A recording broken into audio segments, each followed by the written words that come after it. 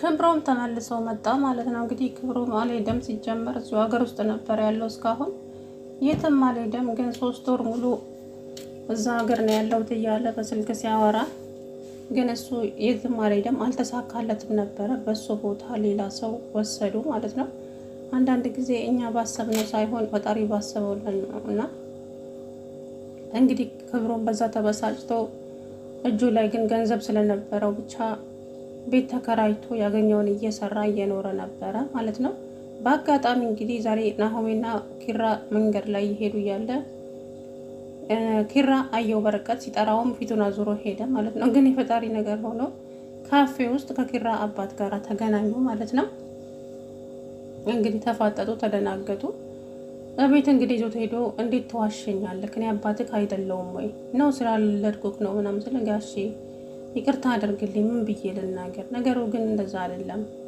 በእኔ ቦታ ሌላ ሰው ወሰዱ እና ለምን ውሸት አስፈለገ? ለምንስ ወደ ስራ ካልተመለስክ ምን ብዬ ነው በገዛ ፈቃድ የለቀቁትን ስራ የምመለሰው ምናምን ሲለው እንግዲህ ኪራ ክብሮምን ሲያይ ነብር ሆነ። ምክንያቱም አሁንም ጽናት ጋር እንትን ይልብኛል ብሎ ያው እዚህ ቤት እንዲቆይ አልፈልግም ብሎ እንግዲህ በጣም ተናደደ ማለት ነው።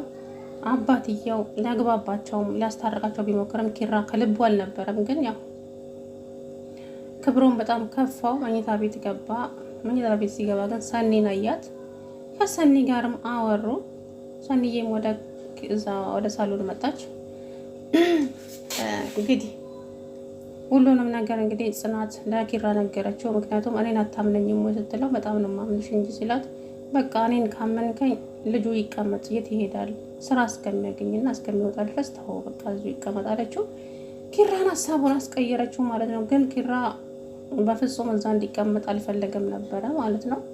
አሰላሙ አለይኩም ወራህመቱላሂ ወበረካቱሁ። ውድና የተከበራችሁ የቻናሌ ቤተሰቦች እንዴት ናችሁ?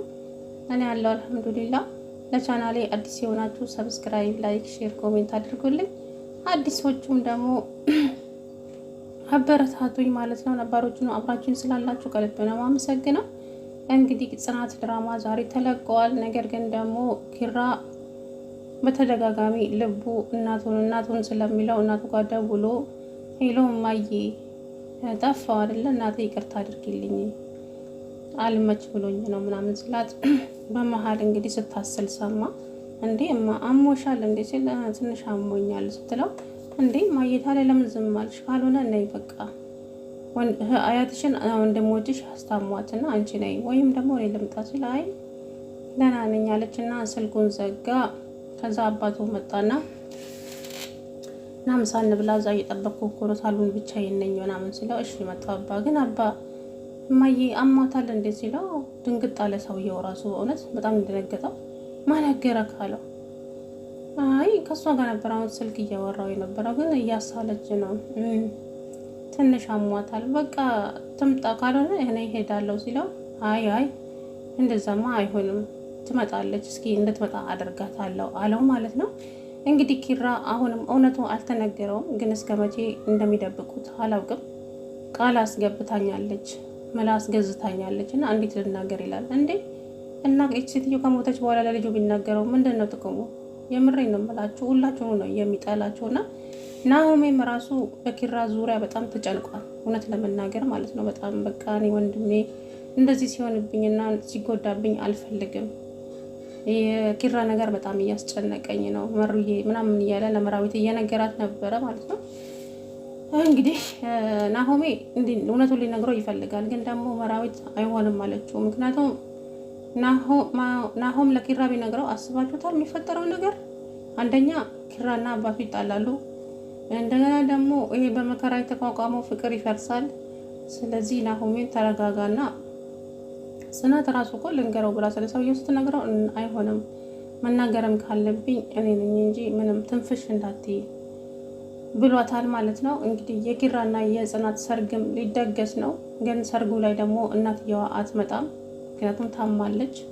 ሲጀመር አያቷ አይደለችም የታመመችው ሴትዮዋ ራሷ ናት ማለት ነው የታመመችው። እና ለኪራ ደግሞ ይሄ ትልቅ ዱብዳም ነው። አላቅም ምን እንደሚፈጠርበት ራሱ በእውነት በጣም ትልቅ አዘን ነው ይሄ።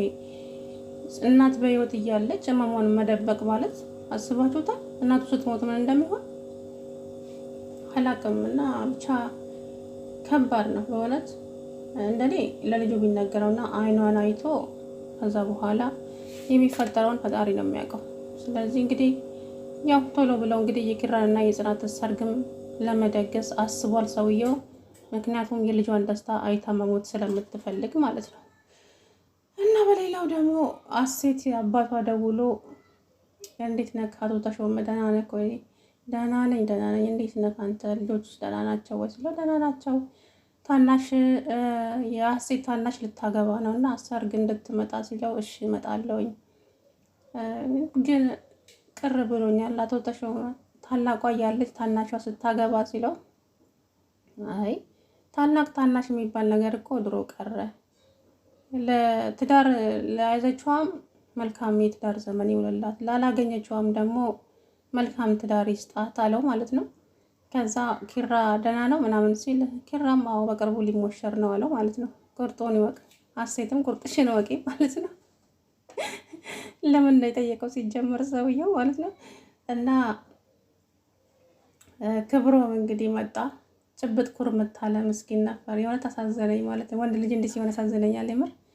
ለማንኛውም እንግዲህ ያው ጽናት ኪራን አናገረችውና አንተ እኔን አታምነኝም እንዴ ሲላት ስትለው እንዴ ለምን ደሞ አላምንሽ አምንሻለሁ እንጂ ሲላት በቃ እኔን ካመንከኝ ልጁ ይቀመጥ፣ የት ይሄዳል? ስራ እስከሚያገኝና እስከሚወጣ ድረስ እዚሁ ይቀመጥ አለችው ማለት ነው።